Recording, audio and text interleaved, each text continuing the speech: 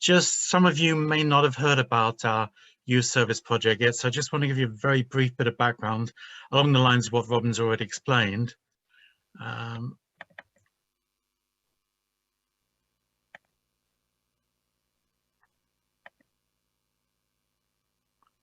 So I'm hoping you can see that all right. So we devised this little logo for this particular project, Youth for Peace and Development, which for short, of course, is YPAD, which may be reminiscent of some other well-known abbreviations.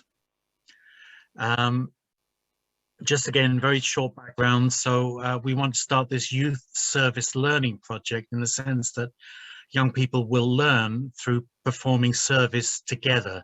So it's to bring 18 to 30-year-olds to collaborate from a variety of backgrounds, basically, during which they'll get to know and understand one another and deal with things like unconscious bias and building real relationships more than you can just through doing a service project, because they'll also be involved in educational aspects together and cultural aspects together and so on. But basically also to develop altruism, friendship beyond difference, and learning through the service they do. We're planning to launch projects in the spring of next year in London and South Wales. Of course, now we've always got to say pandemic permitting, and also in June in Birmingham, just before the Commonwealth Games time. As Robin was alluding to, we have got this vast experience in this type of work, particularly through the religious youth service work, which was absorbed into UPF's work. And we had various very successful projects in Britain in the past, in Southall, Birmingham, Northern Ireland, Bristol, and so on. And we've had projects, many projects all over the world in which British participants have taken part. So in that sense, you can say that UPF has a 20+ year experience of facilitating intercultural, interfaith engagement, of delivering intercultural service projects, and through our work with young achievers, particularly recognising them in the Parliament, connecting with their MPs and so on, working with very young people who've been very successful in promoting projects and business and so on. And also, of course, UPF UK has its huge bank of ambassadors for peace, from which we've drawn some people to act as patrons and advisors for the project, and has connections to many different partner organisations that can work together with us. However, at this stage in time, we're still putting the whole thing together. We've had our first sort of pioneering project actually in South Wales.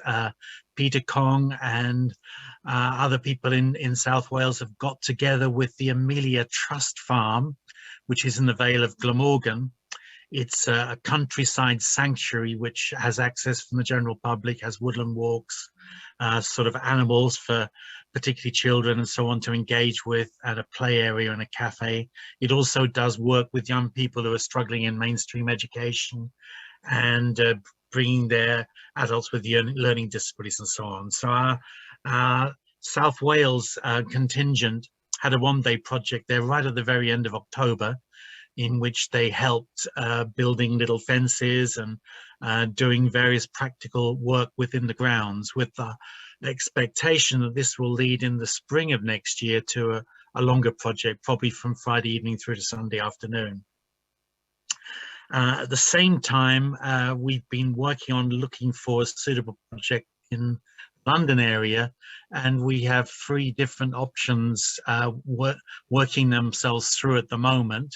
Our hope is to have a project over the Easter bank holiday weekend. That's Friday, Saturday, Sunday, Monday, from the 15th to the 18th of April. And we have some connections already with a major historic park in southeast London in the borough of Greenwich, Avery Hill Park, and some possibilities there of doing various clearances in woodland and creating maybe a reflection area, possibly planting trees and so on. So that's one possible project. I've been there to visit the project and meet with the various people from the Friends of Avery Hill Park to consider that as a possibility, and it is a real possibility. We also visited a project in North Kensington area, particularly around the sort of Westway and the Grenfell Tower area there. And we're connecting with a project called Just Solutions 123, which is a voluntary community project which works to provide peace support, empowerment and well-being events in that area. They have a garden project, they have a community kitchen, they have a talk shop where, amongst other things, people talk out their angst and trauma through the Grenfell Tower situation. They also have a project to plant fruit trees and so on, commemoration of those who died in the Grenfell Tower disaster. Marshall D'Souza, who's had a lot of experience with the Religious Youth Service in the past and as a youth worker, is going to head up our project in London. He's been down there to meet Marcia Robinson, who's the director for that project. And again, we're discussing with them possibilities of working together in that area.